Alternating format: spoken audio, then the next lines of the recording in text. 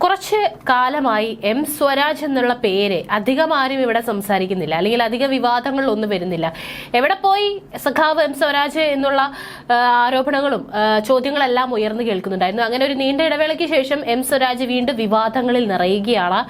കാരണം കേരള ഗവർണറായിട്ടുള്ള ആരിഫ് മുഹമ്മദ് ഖാനെ പരിഹസിച്ച് അത്തരത്തിൽ നടത്തിയിട്ടുള്ള പരാമർശമാണ് ഇപ്പോൾ വലിയ രീതിയിൽ ചർച്ചയാകുന്നത്.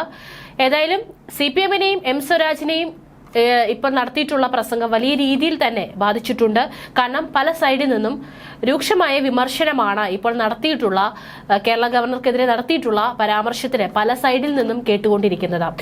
ഏതായാലും കുറെ കാലമായി സർക്കാരിനെതിരെ അതിരൂക്ഷമായി, പിണറായി വിജയനെതിരെയും അതിരൂക്ഷമായി വിമർശിക്കുന്ന ഒരാളാണ് ജി ശക്തിധരൻ.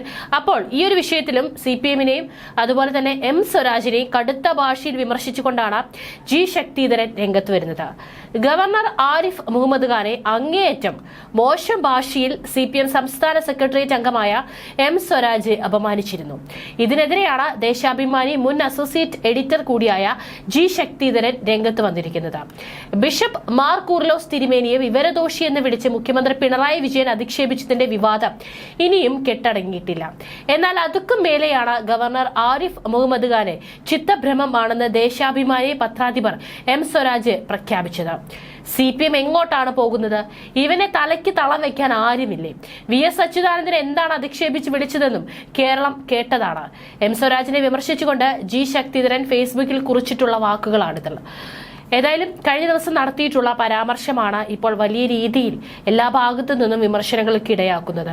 ഭ്രാന്തുള്ളവർക്ക് MP-യോ MLA-യോ ആകാനാകില്ല, ഇത് ഭരണഘടനയിലുണ്ട്. എന്നാൽ ഭ്രാന്തുള്ളവർ ഗവർണർ ആകരുതെന്നും ഭരണഘടന പറഞ്ഞിട്ടില്ല. ആരിഫ് മുഹമ്മദ് ഖാൻ ഭാവിയിൽ കേരള ഗവർണർ ആകുമെന്ന ദീർഘവീക്ഷണത്തോടെ വകുപ്പ് ഒഴിവാക്കിയതാണോ എന്ന് പറയാൻ സാധിക്കില്ല എന്നായിരുന്നു എം സ്വരാജിന്റെ വിവാദ പ്രസംഗം. മാത്രമല്ല, ഭാവിയിൽ ആരിഫ് മുഹമ്മദ് ഖാൻ ഗവർണർ ആകുമെന്ന് കണ്ട് ഭരണഘടനാ നിർമ്മാണ സമിതിയിലെ ആളുകൾ ദീർഘവീക്ഷണത്തോടെ അത്തരം വ്യവസ്ഥകൾ ഒഴിവാക്കിയതാകാമെന്നും സ്വരാജ് പരിഹസിച്ചു. കേരള ഗവർണർക്ക് ഇടയ്ക്ക് പ്രത്യേകമായ മാനസികാവസ്ഥ ഉണ്ടാകാറുണ്ട്. അദ്ദേഹം 2 കൊല്ലം മുൻപ് CPM-നെതിരെ വിമർശനം ഉന്നയിച്ചു. വൈദേശിക ആശയത്തെ മുറുകെ പിടിക്കുന്നവരാണ് കമ്മ്യൂണിസ്റ്റുകാരെന്നാണ് അദ്ദേഹം പറഞ്ഞത്. അത് അദ്ദേഹത്തിന്റെ വിമർശനമല്ല, RSSന്റെ വിമർശനമാണ്. ഗവർണർ ആണെങ്കിലും വിവരദോഷം ഉണ്ടാകാൻ പാടില്ലെന്നും ഭരണഘടനയിൽ എഴുതിയിട്ടില്ല എന്നാണ് സ്വരാജ് പറഞ്ഞിട്ടുള്ളത്. KCB ഓഫീസേഴ്സ് അസോസിയേഷൻ സംഘടിപ്പിച്ച പരിപാടിയിലാണ് ഇത്തരത്തിൽ ഉള്ള ഒരു പരാമർശം നടത്തിയിട്ടുള്ളത്. ഭരണഘടനാ വായന സമകാലീന ഇന്ത്യയിൽ എന്ന വിഷയത്തിലാണ് പ്രഭാഷണം നടത്തുമ്പോൾ സ്വരാജ് ഇത്തരത്തിൽ കേരള ഗവർണർക്കെതിരെ വിമർശനം ഉന്നയിച്ചുകൊണ്ട് രംഗത്ത് വരുന്നത്. ഏതായാലും ആ വാക്കുകളാണ് ഇപ്പോൾ വലിയ രീതിയിൽ രാഷ്ട്രീയ കേരളം ചർച്ച ചെയ്യുന്നത്. ഇത് ആദ്യമായെന്നല്ല ഗവർണർക്കെതിരെ വിമർശനം ഉന്നയിച്ചുകൊണ്ട് സ്വരാജ് രംഗത്ത് വരുന്നത്. മുൻപും ഇതേപോലെ വളരെ മാന്യമല്ലാത്ത രീതിയിലും സ്വരാജ് പ്രതികരിച്ചിട്ടുണ്ട്. മുൻപ് LDF-ന്റെ രാജ്ഭവൻ ഉപരോധം ഉണ്ടായപ്പോൾ അതിൽ ഗവർണർ പ്രതികരിക്കുകയുണ്ടായി. രാജ്ഭവൻ ഉപരോധം കാര്യമായ വെല്ലുവിളികൾ ഉണ്ടാകാതെ അവസാനിച്ചു. അപ്പോഴും താനാണ് ജയിച്ചതെന്ന് വാദിച്ചുകൊണ്ടായിരുന്നു ആരിഫ് മുഹമ്മദ് ഖാൻ ആ ഒരു പ്രസ്താവന നടത്തിയത്. കേരളത്തിൽ 3.5 കോടി ജനങ്ങളുണ്ട്. 25,000 പേരാണ് രാജ്ഭവൻ ഉപരോധത്തിൽ പങ്കെടുത്തത്. ബാക്കി ജനം തനിക്കൊപ്പം എന്നായിരുന്നു ഗവർണർ പറഞ്ഞത്.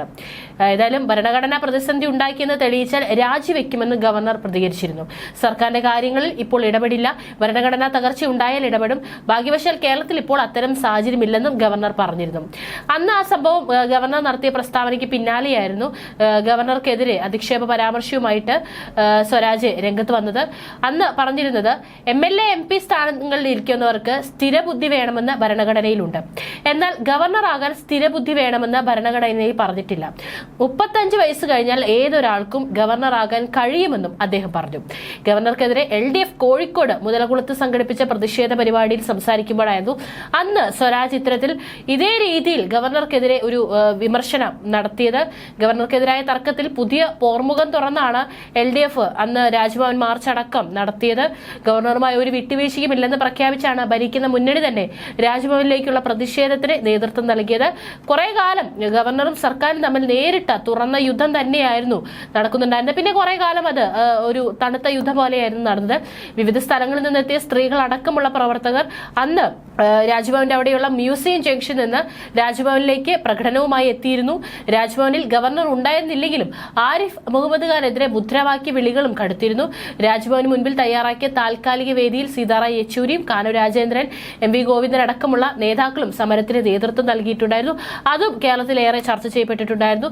അതിനുശേഷം കുറെ കാലത്തോളം ഗവർണർ സർക്കാരുമായും അതുപോലെ തന്നെ സർക്കാർ ഗവർണറുമായി നേരിട്ട് ഏറ്റുമുട്ടുന്ന അല്ലെങ്കിൽ പരാമർശങ്ങൾ നടത്തുന്ന സംഭവങ്ങൾ വളരെ കുറവായിരുന്നു. ഇപ്പോഴത്തെ വീണ്ടും ഒരു യുദ്ധത്തിലേക്കാണ് പോകുന്നത്. ഗവർണറും നല്ല രീതിയിൽ തന്നെ സർക്കാരിനെതിരെ കടുത്ത ഭാഷയിൽ വിമർശനം ഉന്നയിച്ചുകൊണ്ട് വരുന്നുണ്ട്.